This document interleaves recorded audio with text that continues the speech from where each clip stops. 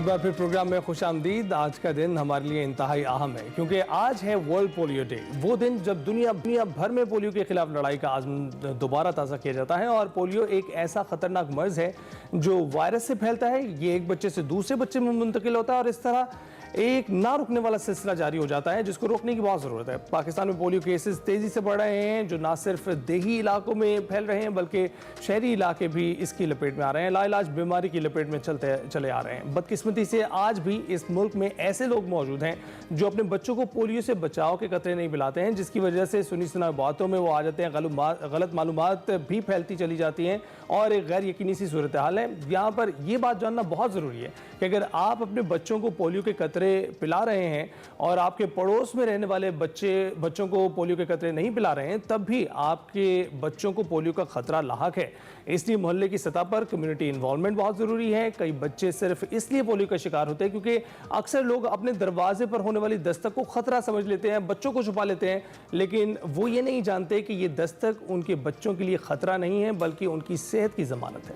जी हाँ, इसलिए आप सबसे दरख्वास्त है कि पोलियो वर्कर्स की जो दस्तक है उस पर दरवाज़ा ज़रूर खोलें और अपने 5 साल तक के बच्चों को पोलियो के कतरे ज़रूर पिलाएं। आपकी छोटी सी कोशिश एक बड़ी तब्दीली का सबब बन सकती है। इसलिए आज हमें ये अहद निभाना है, पाकिस्तान को पोलियो से बचाना है। ये सिर्फ एक स्लोगन नहीं है बल्कि एक ऐसा इरादा है जो हमारे हर एक कदम का हिस्सा होना चाहिए। हम सबको मिलकर अपने बच्चों की सेहत और मुस्तकबिल के लिए कुछ करना होगा और हर एक कदम जो हम उठाएंगे और हर एक कतरा जो हमारे बच्चे पिएंगे वो पोलियो का खात्मा करने की तरफ एक नया कदम होगा। इसी पर बात करने के लिए हमारे डॉक्टर राना जवाद अस्कर, माहिर वबाई अमराज मौजूद हैं। उनसे बात कर लेते हैं। अस्सलाम वालेकुम डॉक्टर साहब, सुबह खैर। सबसे पहले तो ये बताइएगा कि रवां साल हमने देखा है कि मुल्क भर में 39 केसेस रिपोर्ट हो चुके हैं अब तक। क्या रीज़न इसकी आप समझते हैं कि गुज़िश्ता 2 साल में सिर्फ चंद केसेस तक ही हम महदूद थे और अब केसेस इस तरह से बढ़ते हुए चले जा रहे हैं? क्यों हम इस वबा पर काबू नहीं पा सके अब तक?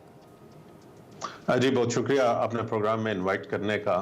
और इससे पहले कि मैं आपके सवाल का जवाब दूं, आज आलमी यौम पोलियो के मुनासबत से मैं अपने उन पोलियो वर्कर्स की कुर्बानियों का जिक्र करना चाहता हूं जो बड़े मुश्किल हालात में, बड़े मुश्किल जोग्राफाई इलाकों में और बड़ी सिक्योरिटी कंप्रोमाइज्ड एरियाज के अंदर अपनी खिदमत सर अंजाम दे रहे हैं। और डॉक्टर साहब वो पूरी कौम के हीरो हैं।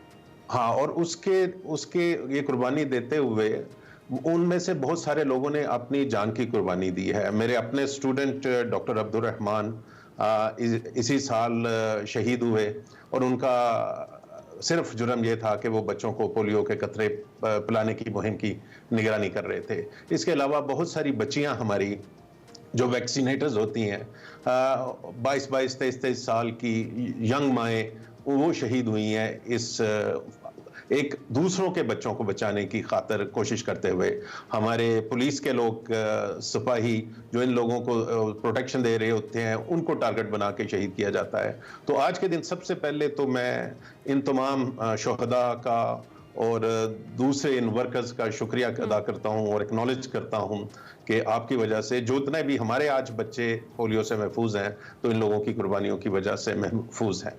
तो ये तो उनका जिक्र हुआ। अब आपके सवाल पे आ जाते हैं। और एक्चुअली 39 केसेस कल तक थे, आज 40 केसेस हो गए हैं पाकिस्तान में। तो 40 पोलियो के केसेस हो गए हैं। और आपको शायद ये भी इल्म हो कि एक पोलियो का केस जो हम पकड़ते हैं तो उसके पीछे जो कम्युनिटी के अंदर जिसे हम कहते हैं बगैर किसी अलामात के तकरीबन 100 केसेस हो सकते हैं, उससे ज़्यादा भी होते हैं। लेकिन एक कंजर्वेटिव अंदाज़ा है कि अगर आप एक पोलियो का केस पकड़ते हैं तो कम्युनिटी में जो हमने नहीं पकड़े और क्योंकि उनकी अलामात इतनी ज़्यादा सख्त नहीं थी, 100 केसेस हो गए। तो आप ये सोचिए कि इस वक्त तकरीबन 4000 लोगों को, बच्चों को पोलियो है अगर हमने 40 केसेस पकड़े हैं।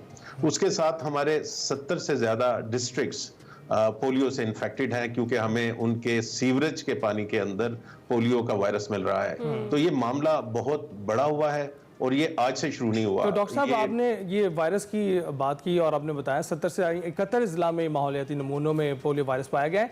आप क्या देखते हैं, क्या रिसर्चेज आ रही हैं, क्या ये वायरस, इसके कुछ मुख्तलिफ वेरिएंट्स आ रहे हैं जिसकी वजह से ये तेज़ी से फैल रहा है? नहीं, देखिए वो इसके अंदर थोड़े बहुत वेरिएशन होती है लेकिन ऐसी कोई बात नहीं है। यहाँ पे अनफॉर्चुनेटली जो हमारा पोलियो कंट्रोल है और इसमें मैं पाकिस्तान के प्रोग्राम की सिर्फ बात नहीं कर रहा, ग्लोबल लेवल के ऊपर भी, क्योंकि वही गाइडेंस देते हैं। वो पिछले 2-3 साल से ये अलामात खतरे की आ रही थी, लेकिन वो इसकी तरफ तवज्जो नहीं कर रहे थे।